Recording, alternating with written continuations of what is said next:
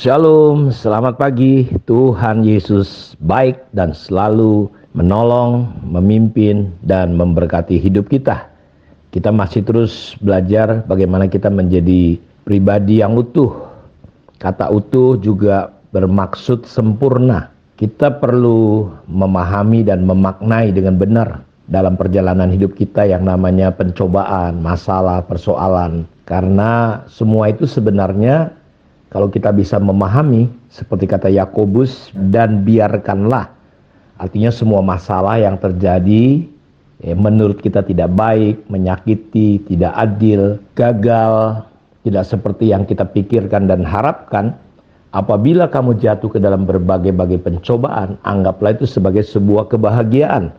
Dan kita harus memahami bahwa di balik itu ada ujian terhadap iman kita. Karena itu kita disuruh membiarkan, merelakan, menikmati semua hal itu supaya apa?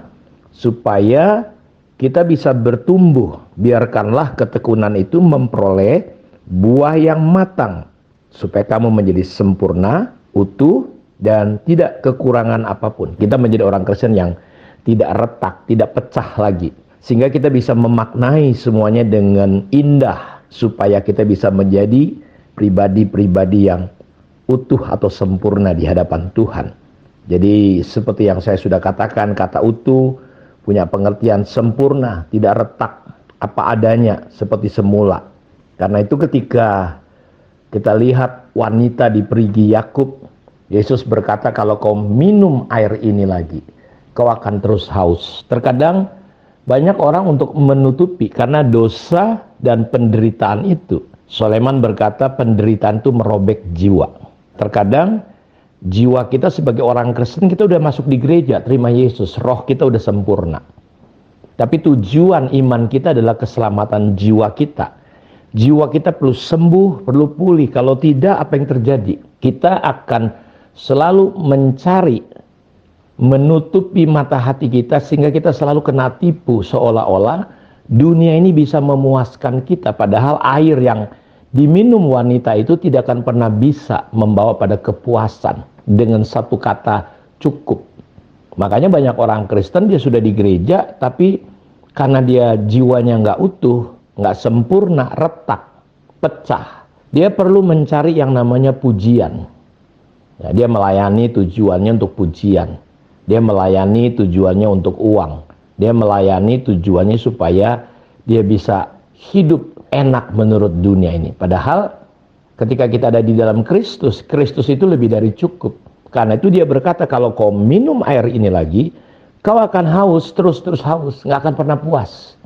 Tapi ketika kau minum air yang aku berikan, engkau akan puas dan engkau akan merasa cukup. Kenapa? Karena Yesus disebut air kehidupan, kebangkitan dan hidup, jalan kebenaran, dan dia kehidupan. Dan sumber, dia adalah segala-galanya, dan dia ada di dalam hidup kita. Karena itu dia berkata, ia tidak akan haus untuk selamanya. Sebaliknya air yang akan kuberikan kepadanya akan menjadi mata air dalam dirinya, yang terus-menerus memancar sampai kepada hidup yang kekal. Jadi kalau ada air kehidupan dalam hidup kita, dia akan terus memancar, sehingga membuat kita menjadi apa? Menjadi puas. Ketika Rasul Paulus akhirnya ketemu dengan Tuhan, dia merasa puas. Apa yang dulu dianggap keuntungan, itu menjadi rugi. Bahkan segala sesuatu dianggap rugi dan sampah. Dia sudah bisa melihat, kalau saudara sudah utuh, sempurna, jiwamu nggak retak lagi, engkau akan melihat Tuhan jauh lebih dari apapun. Engkau tidak lagi berkata dunia ini yang bisa puaskan kita. Rasa aman, rasa nyaman, rasa tenang kita tidak lagi terletak kepada hal-hal lahiriah, hal-hal dunia. Tapi rasa tenang kita betul-betul ada hanya karena Tuhan. Sadar atau tidak sadar, ketika kita retak, nggak sempurna, nggak utuh, tanpa sadar nih di dalam hidup kita ini masih ada banyak ketakutan, kekhawatiran. Sehingga kita coba mencari rasa aman, rasa tenang. Bukan datangnya dari Tuhan, tapi dari mana? Dari dunia ini. Hidup kita tanpa sadar digerakkan oleh yang namanya ketakutan. Kita mulai berpikir, lalu kita bekerja keras ya.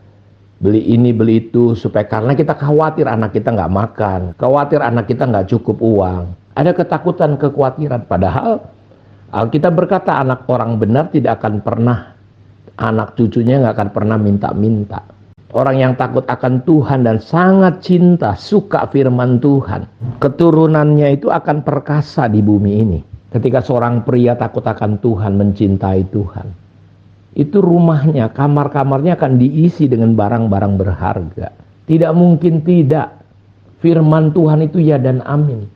Persoalannya karena kita retak, jiwa kita nggak utuh. Apa yang terjadi? Kita masih mencari. Kita khawatir, kita takut. Sehingga kita sulit percaya. Lalu kita karena memang nggak puas di dalam Kristus, kita coba cari sana, cari ini, cari itu untuk memuaskan hidup kita. Nah, ini yang Yesus katakan, kalau kau minum air ini kau akan terus haus. Tapi kalau kau minum air yang kuberikan, kau nggak akan haus lagi. Karena itu ciri-ciri orang yang belum utuh jiwanya. Walaupun dia sudah Kristen, sudah rajin pelayanan, tapi seringkali dia banyak konflik. Karena konflik, lalu dia berpikir, oh pindah gereja. Di sana ternyata ada konflik lagi, ada masalah, pindah lagi. Nggak selesai-selesai. Lalu dia mulai berpikir bahwa masalahnya ada di gereja, di orang lain. Enggak, masalahnya ada di jiwa kita. Saudara, seperti misalnya warna hitam. Lalu apakah gara-gara saudara pergi ke satu tempat saudara berubah? Enggak. Dan ini kesalahan banyak orang. Sehingga gereja kita lihat tidak bertumbuh maksimal. Jemaat tidak bisa bertumbuh apa adanya. Kenapa? Karena ya ini tadi, dia nggak sembuh. Karena orang nggak sembuh selalu melihat masalah di luar. Masalahnya ada dari orang lain, situasi, kondisi. Padahal masalah yang sebenarnya adalah jiwa kita nggak sempurna, nggak utuh. Karena itu bersyukur ketika wanita itu diajak, dibawa pada kebenaran. Ya, Yesus berkata, panggil suamimu. Dia berkata, Tuhan aku nggak punya suami. Wah, ini benar katamu. 5 yang kemarin itu bukan suamimu, sekarang juga bukan suamimu. Jadi kapan jiwa kita bisa ditolong?